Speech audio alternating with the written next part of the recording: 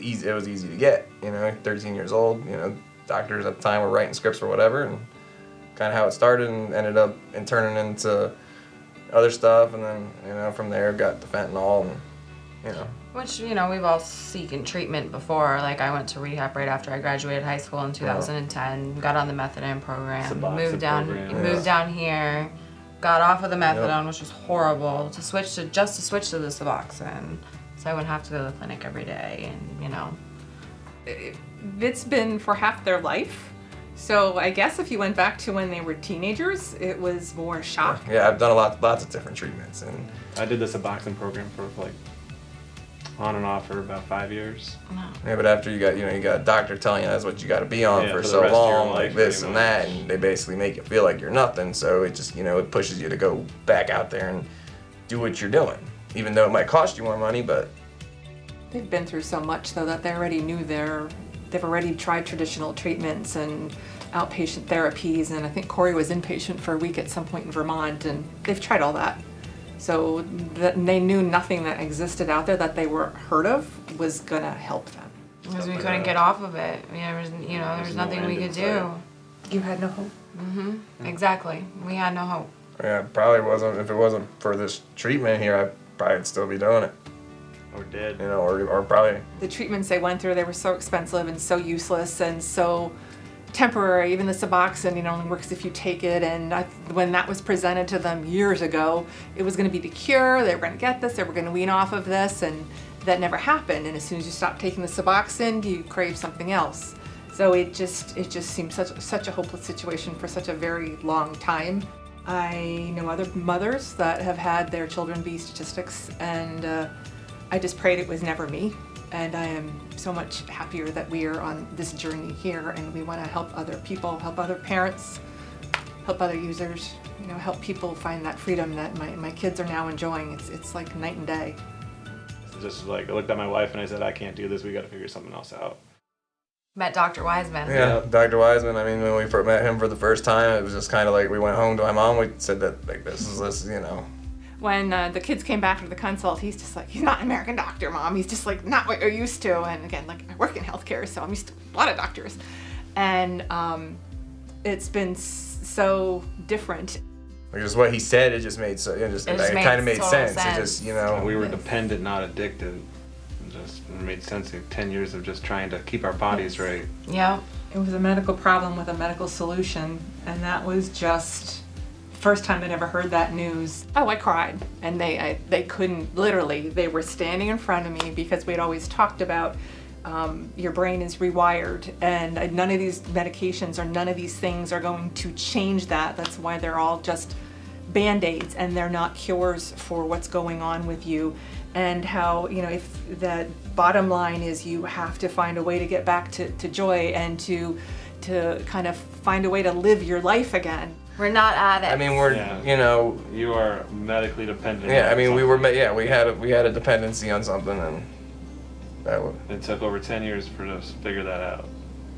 And it's just amazing kind of watching them, how quickly their minds are working and realizing that I'm free and I can be whatever I want, I can do whatever I want, I can start a business, I can take a vacation. They've never had those things as adults before. So it's amazing the freedom and the joy that they feel right now. Well, for the last 10 years, I wake up, the first thing in my head was like either snort a pill, do my heroin, do whatever, in my suboxone, and then I'm good for the day. That was my coffee pretty much, that got me going for the entire day.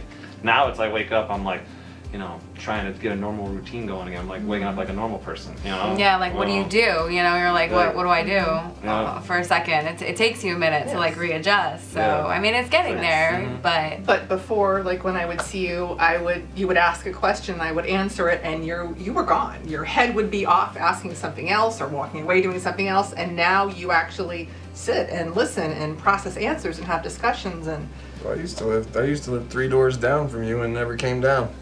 Yep. Now I live 3 miles away and I'm there almost every day. It's not like a gradual healing, like just had surgery. It's not like having therapy and seeing the function return. It was a switch.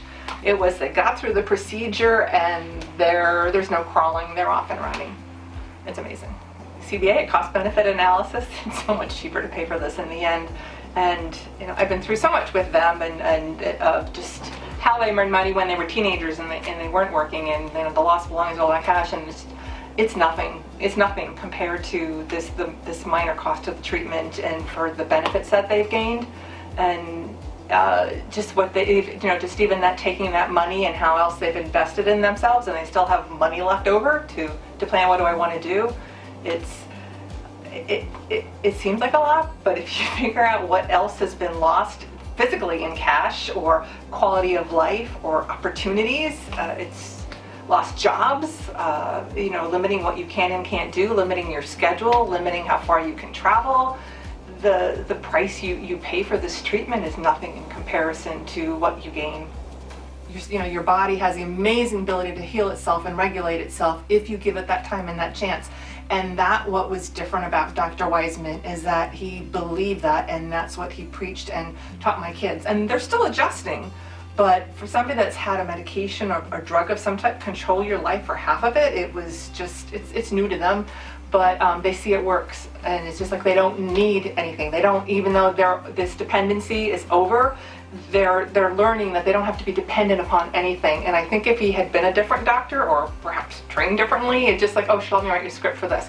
And that didn't happen. And it was just, I think it's an amazing part of the story too, is that it's just like you're healing, you're killing the dependency, but you're helping your body then after that learn to fix itself. It's not like, I'm just going to take this pill from you and I'm going to give you this one instead. It was how to make you whole, which was absolutely amazing. I don't think fighting is a strong enough word. I think the treatment that was developed here is revolutionary, and it can just totally change it around. And if it could be covered by insurances and the government and made accessible to people, and having other doctors trained, which was amazing too about Dr. Waismann. He talked, because the kids asked him a lot of frank questions after the treatment, and one of them is, why now? Why are you here? And his answer was really pretty cool. He's just like, well, if I've only treated 10,000, 20,000 people, and this is the end of my legacy, I'm not a very good person, in other words.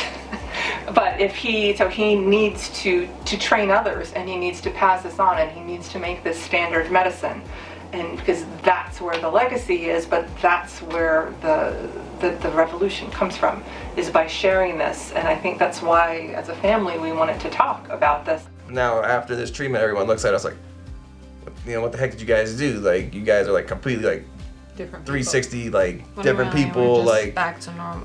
Back to normal again. It's Yeah. And it's only been a month. Yeah, we just hit 30 days. Yeah, and it's just days. It just kind of took that cloud away. That they're 30 days. It's just. What my fears are gone for that. It just is unreal. Just the change in their life and the potential that they have in front of them now is unlimited.